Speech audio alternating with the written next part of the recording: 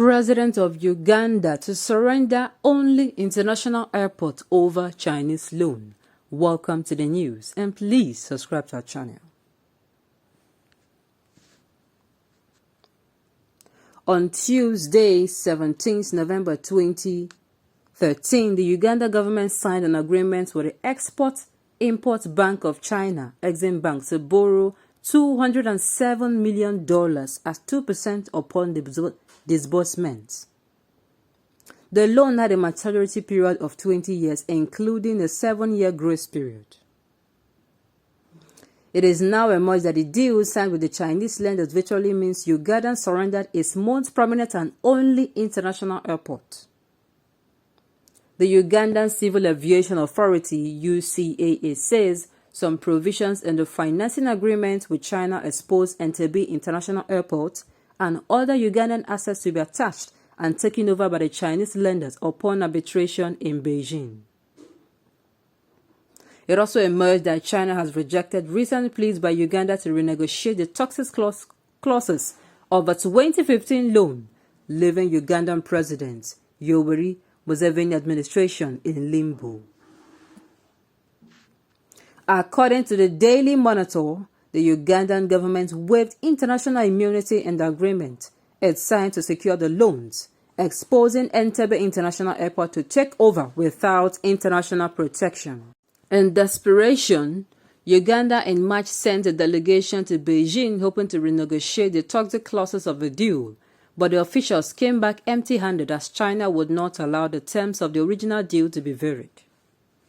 Last week, Uganda's Finance Minister Masha Kasyaja apologized to Parliament for the mishandling of a $207 million loan from the China Exim Bank to expand Int'L International Airport. Progress of works at the airport built in 1972 has reached 75.2%, with 2 runways having reached overall completion of 100%. Int'L International Airport is Uganda's only international airport and handles over 1.9 million passengers per year. Its seizure by China would greatly dent the legacy of the 77-year-old Museveni, who came to power on the back of an armed uprising in 1986 and exposing him to election defeat. Fellow Nigerians, are you listening to this? Are you listening to this? Are you listening to this, fellow Nigerians? Meanwhile, your Minister of Works and Housing, in the person of Babajide Fashola, is saying there is nothing wrong in borrowing, that it is a way that the future generations to come are contributing to the nation's infrastructure. And I'm saying, how? This man is not just a citizen of Nigeria. Like, he's not an average citizen. He is a barrister of the law.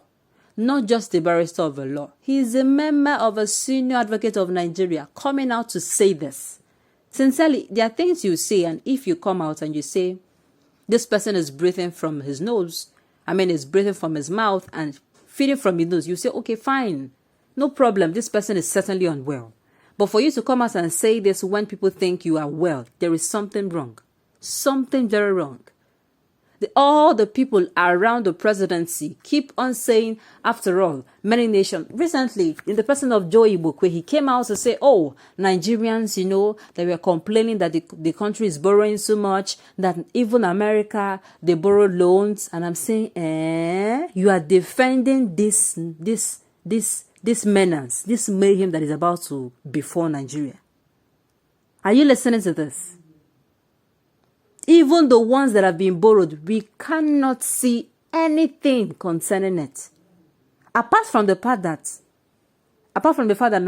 Nigeria keeps borrowing loans, do you know how many looted money we have recovered? And I'm still asking, where is all this looted money? Where is it going to? Because I heard today that 311 million, was it 211 or 300 million dollars were recovered that Abacha looted. That is just one out of many other. We have been hearing since how the EFCC have been going around doing operation, get back our funds, get back our money from everyone that has looted Nigeria.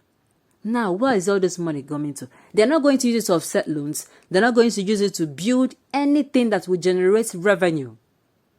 They think 20 years is... This is how this particular Ugandan government, they thought that 20 years is a long time. Before you know it, the 20 years came. They have targeted you and seen that these people, they're not even using the money for what is called, spelling doom on citizens of Uganda. Are you now saying this? That is how they woke up, and all those defending everything wrong that is going in Nigeria, they will come up and defend it. That time, Joe Ibuke took his time to list people who borrow loans, and I'm like, wow, we should be clapping for them then. They borrow loans they're even borrowing to fund this budget. Budget for themselves, budget for themselves. Or am I to start talking about how almost more than 50 million, what am I saying? Over hundreds of millions will be used for soft drink and the catering of the presidential villa alone. That is only the seat of the presidency, not the one of Osibanjo. Sincerely, this is it. This is what Nigerians are seeing. This Nigerians now, they know before they come out to complain about something. Sincerely, those who have done to go and do their checks, they have done their checks, and they are seeing the doom already. But no, this government, if you criticize them, they'll say, no, these people, they criticize a lot, they do this a lot. This is it. China has taken over the only airport, the only international airport that Ugandan have. And I'm seeing something similar like this happening to Nigeria. This one is not a matter of God forbid. This one is not a matter of God forbid. With the way Nigerians are borrowing loans, they'll borrow from China today, they'll go here, they'll borrow. That means if Nigeria, if China comes and takes the airport, another one, what is left? People of Nigeria, what is left? This is how one becomes slaves in his or father's land. Nigeria has entered into senseless agreements with the Chinese bank in the name of borrowing loans that are mismanaged.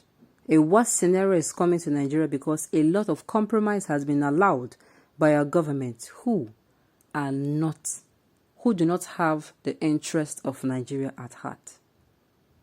What a shame.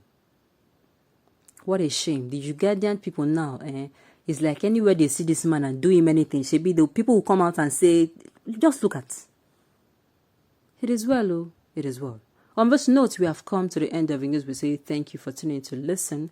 Until I come your way next time, enjoy the rest of your day.